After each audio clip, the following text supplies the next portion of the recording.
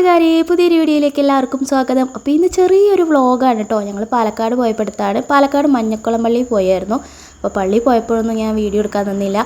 പിന്നെ അവിടെ ഫേമസ് ആയിട്ടുള്ള നമ്മുടെ നെഹദി കുഴിമന്തി ഉണ്ടല്ലോ, അങ്ങോട്ട് കയറി കേട്ടോ.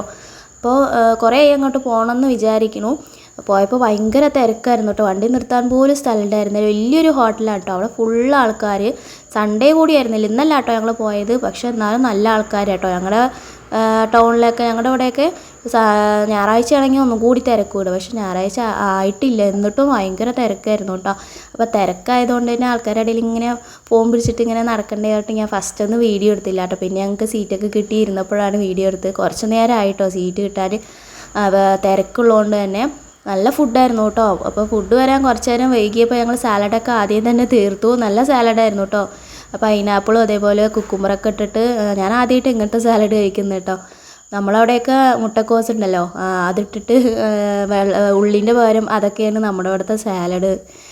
ഉള്ളിക്ക് വില കുറഞ്ഞാലും അതൊന്നും മാറ്റില്ല. പക്ഷേ ഇവിടുത്തെ അടിപൊളി സാലഡും മയണൈസും അതേപോലെ തന്നെ മന്തിയും അൽഫാമൊക്കെ സൂപ്പർ ടേസ്റ്റ് ആയിരുന്നു കേട്ടോ. ഞങ്ങൾക്ക് നന്നായിട്ട് ഇഷ്ടപ്പെട്ടു.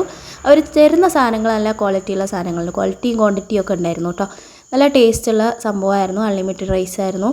അങ്ങനെ കഴിക്കലൊക്കെ കഴിഞ്ഞ് ഞങ്ങൾ ഇറങ്ങി.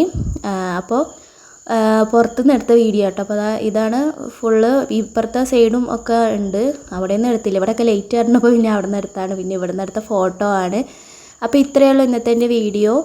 അപ്പോൾ വീഡിയോ ഇഷ്ടപ്പെട്ടാൽ മറക്കാതെ ലൈക്ക് ചെയ്യുക. ചാനൽ ആദ്യമായിട്ട് കാണുന്ന കൂട്ടുകാരുണ്ടെങ്കിൽ ഒന്ന് സബ്സ്ക്രൈബ് ചെയ്ത് സപ്പോർട്ട് ചെയ്യണേ. മറ്റൊരു അടിപൊളിയായിട്ട് വീണ്ടും കാണാം. ബൈ.